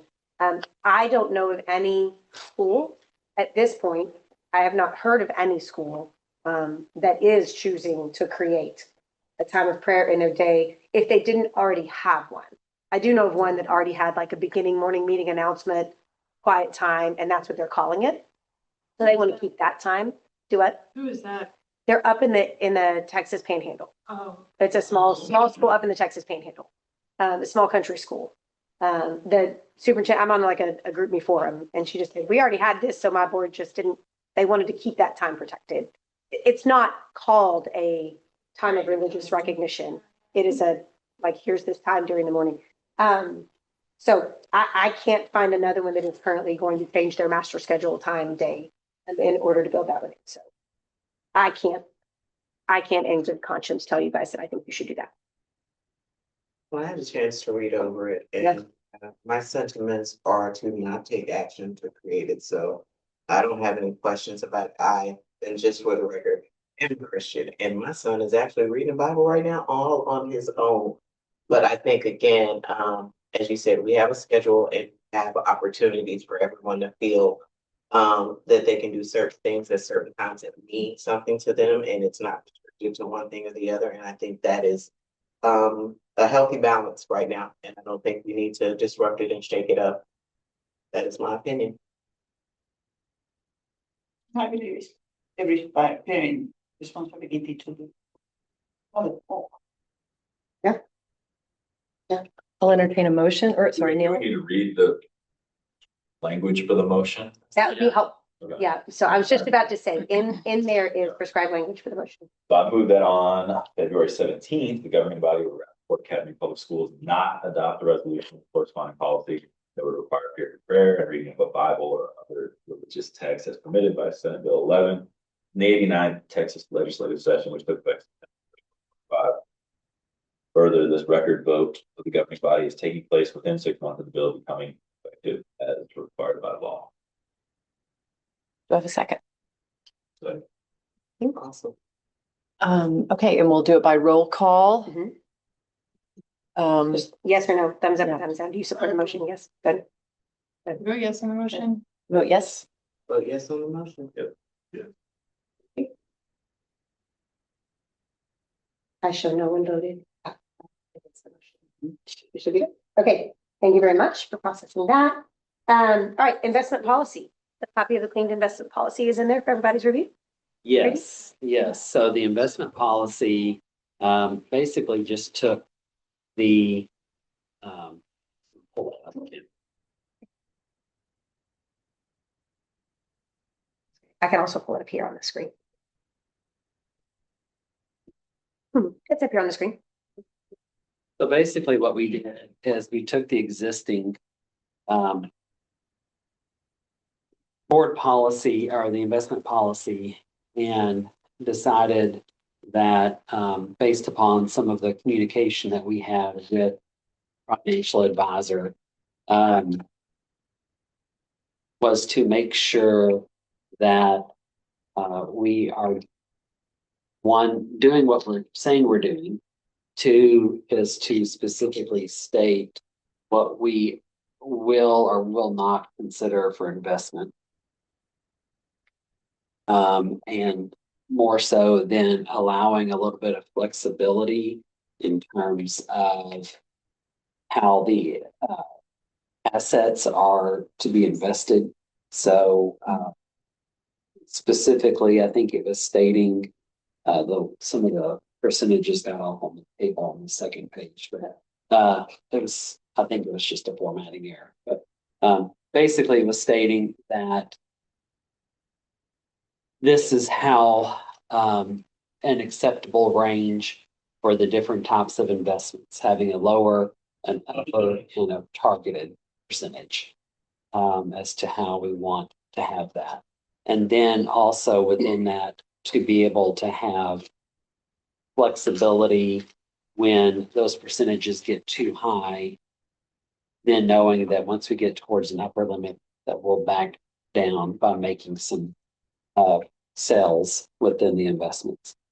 Also, put in the discretionary notice about that we would draw down no more than 10% of the portfolio value at any point in time, which we've only been doing not even 4%, 2%, 3%. So, but it does allow that flexibility to give us a higher amount for those years that we want to do that. But then basically stating that we're going to monitor quarterly with the investment, the finance committee to review how our portfolio is performing, if we're staying within the 70-30 guideline, 70% equities, 30% fixed value. And then again, discussing with our advisor to determine if we're overweighted in one particular thing, if we're underweighted, how that affects any type of, volatility, if any, with the portfolio. But the portfolio has performed very well historically, even in bad markets, and the policy that we have here keeps it the way it is, but opens it up to be reviewed annually to determine if that's still the best course for the investment. So it did a lot of cleanup on the policy statement, and would have helped build in some flexibility should we need to change something soon. Thank you for your work on that, Rainey. Fun. I do it all the time for my clients. So it's kind of, when I looked at it, I was like, oh, this is kind of similar to what I do. So didn't, but it was good to clean it up because it did have it actually had a lot of open-endedness, and to kind of rein that back in to still allow flexibility. Do y'all have any questions about our investments for Grady? Volunteer, yes. The market has done very well. The investment has done well. We have a good investment team that monitors that. And when we meet with them, they tell us very plainly, how things are doing. So.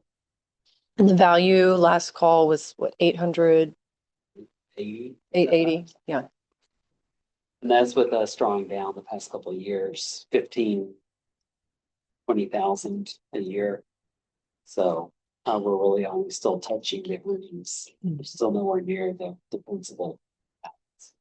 So Mr. Weaver, historically, we've allocated some of those gains towards scholarships for graduating seniors. We've given away 15 to 20 every year. Yeah. The other thing was to make sure that in doing the distributions, the original policy is home to students. This one we made it a little more open to teachers and staff to further their continuing education should we ever decide to do that. I like that idea. If we still have capacity and we've met the needs of the students, then there's a possibility to use that other capacity for adult students, Rapoport adult students, right? Yeah. For our staff to be able to go do things. I like that the committee added in as a possibility. It's not a requirement, but it's if the students' need has been met and there's still some funds left for that year allocated, that's a possibility. We do need to vote on this policy. Just be a simple motion for the investment policy. All those in favor? Aye. Any opposed? Okay. Okay. The last item that I have on my agenda for you guys, there was a folder in your documentation that talked about draft calendar proposals. And so there were 2 draft calendars presented, and then I also gave you the feedback. We did just a survey out to staff that asked for a feedback. And I gave you this summary for those, I guess I can. So really the difference between the 2 calendars, minus one of them starts on a Wednesday and a Thursday, just because of the way the days worked out, is do we hold parent-teacher conferences at progress reports, which would be a new thing, or do we keep it at report card times? So one of the things has been for a little while, more at secondary, is they've said report cards are too late, like we're postmortem, right? Like what's happened has already happened, and we can't really do any impact and change to that. And we've kind of struggled getting, families to come because it's already happened. And at elementary, not so much, because there's more checkpoints during the year and it's ongoing. It's not really at the end of their educational career, right? Like it's early on. And so a lot of conversation kind of back and forth, and then we put it out to conversations with people, and we got pretty overwhelmingly big support for moving parent-teacher conferences to progress reports. So the 2 calendars that I put for you guys, option A was keeping it at report cards. Option B was moving it to progress report times. The other thing in moving it to progress reports, it would have put one within the first few weeks of school. So we dropped the first progress report. And instead you've got second 9 weeks, third 9 weeks, fourth 9 weeks during progress report times, moving forward from that. The other piece is, in talking about this, is we're going to shift the way that we as leaders view measuring success at parent-teacher conferences. It will be open to all. We want all families to come. But what we're going to do is take a very structured, targeted approach and say which students are having academic struggles, behavior struggles, attendance struggles. Where are those families? How do we get those families to come? And how did we do getting those families to come?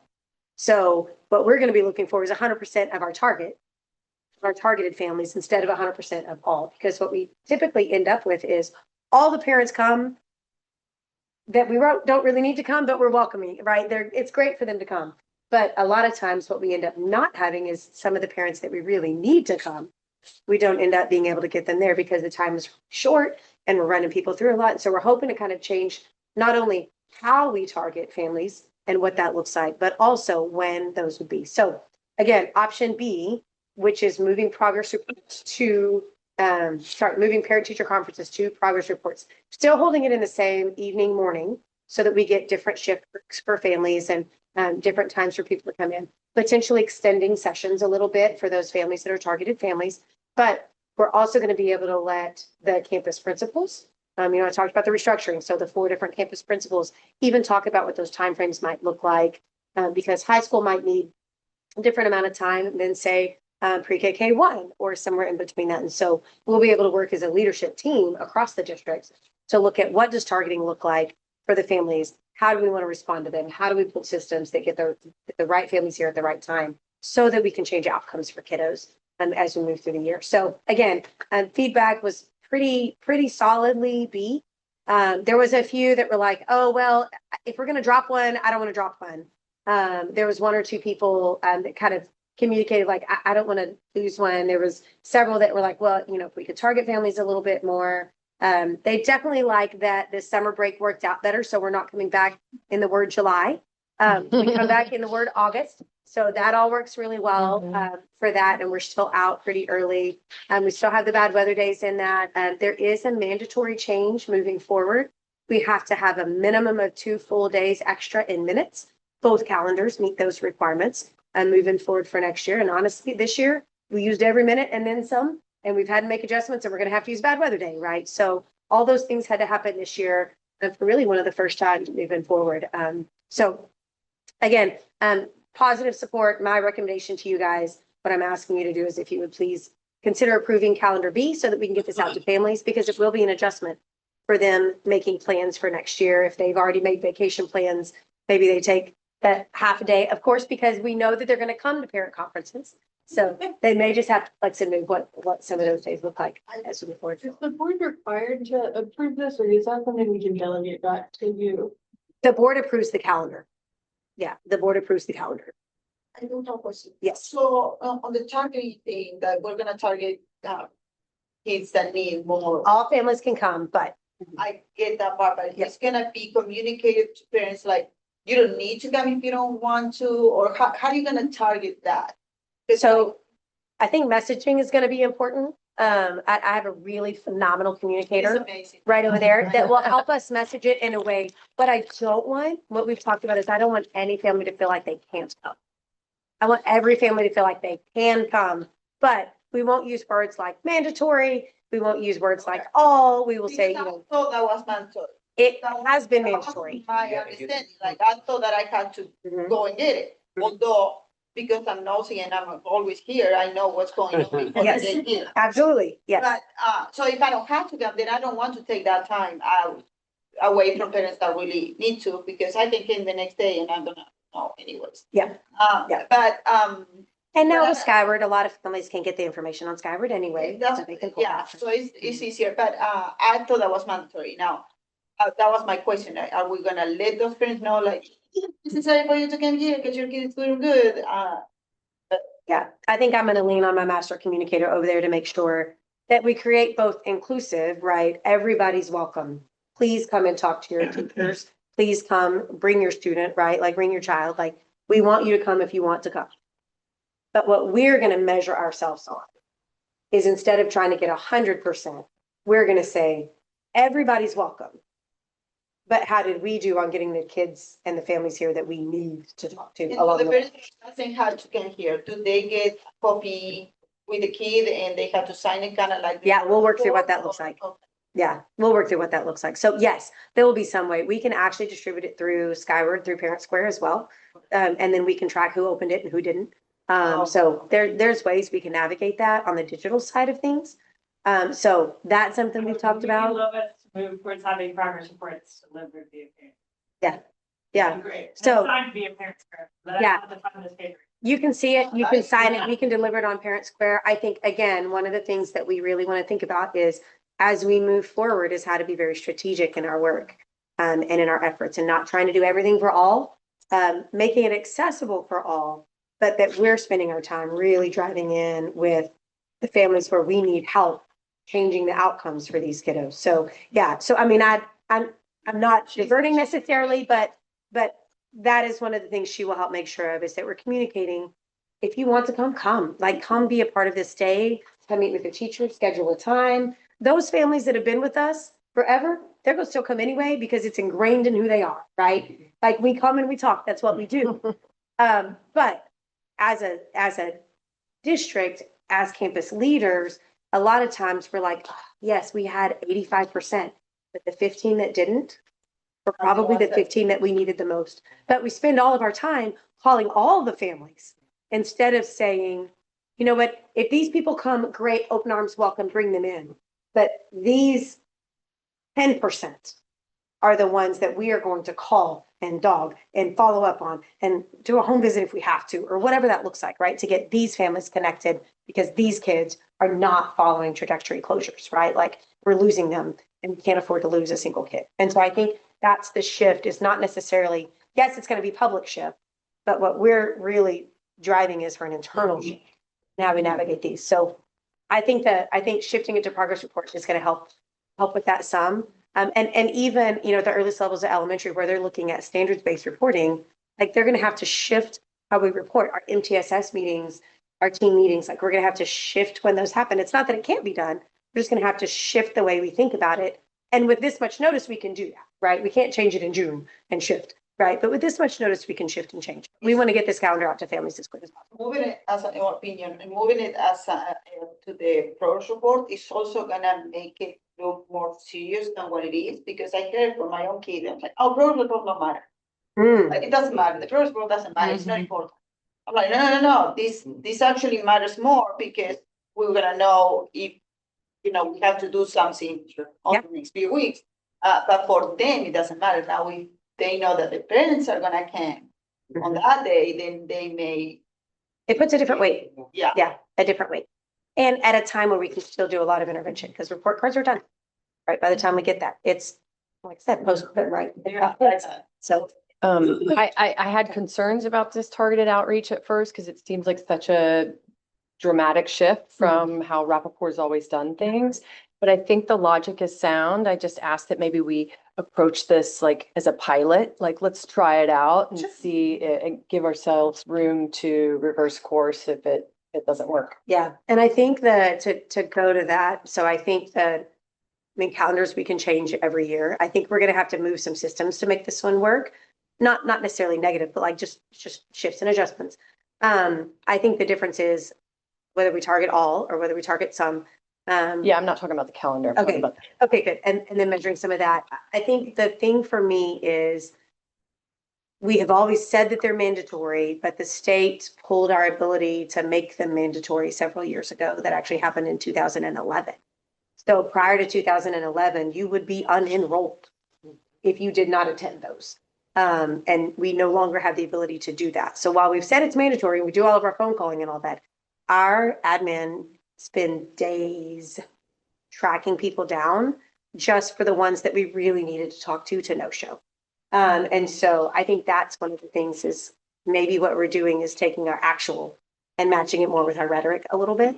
But yeah, I mean, we're definitely going to track that and monitor to see if we get movement. Again, my hope is that when we allow ourselves to really focus in, all are welcome. All will have a spot at the table. All will have a time slot that they can use. But when we really hold ourselves internally accountable to a targeted group, those kids that need the most help in one of those three areas, right? Academics, behavior, or attendance. When we're driving into those families, our hope is that we can now really start to change trajectories for those families. So yeah, I think a pilot, thinking about it in that way for the targeting piece of it, I think is very logical. So any other questions or a motion?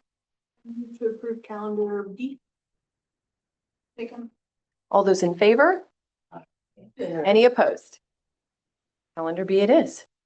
thank you very much. That was the last agenda. Yes, so I will be, thank you for doing your superintendent evaluation interviews. If you haven't yet. Hopefully you've been getting emails from me. All the Oh, good. Sorry. I know, y'all, I'm gonna do that. I just want us to not scramble at the last minute, so forgive all the numerous emails. Fine. But what will happen is I'll ask for your collected feedback to me individually by the end of spring break so that I have time, or somewhere around there. So I have time to consolidate it and come to our meeting. Am I allowed to post a summary of, I can post things that they can read before the superintendent? No. We can talk about it. We'll talk about it. Okay. So that, And then by the March meeting, I'll have my reflection out to you guys as well. oh, because we talk about it in April. April. Oh, we have some time. Never mind. See, I wasn't. Okay, so, Yeah. no, but schedule those, have lots of conversations. It'll be informative, but I'm glad we're starting early. Just a quick question for Mr. Weaver, who's just joined us. He will also be expected to participate in the process and at least understand how we're gathering information for the evaluation, even if he's not comfortable maybe making the final evaluation himself, but the process. I think that's a great idea, Ms. Pate. Thank you for saying that. I was not going to hold him to that because he's not been on the board. I don't know with 1 month that he could participate in the evaluation. But I'll certainly include you on the emails just so you can kind of see what it looks like. Does that sound good to you? I think being responsible is really important. That'll set him up for success for the next Yes, year. but we will not require you involved. to have all these conversations and do it. Yeah. Okay, so I'll entertain a motion to adjourn. Seconded. All those in favor? Aye. Any opposed? Thank you. Welcome, Mr. Weaver. We're so glad you're here. Very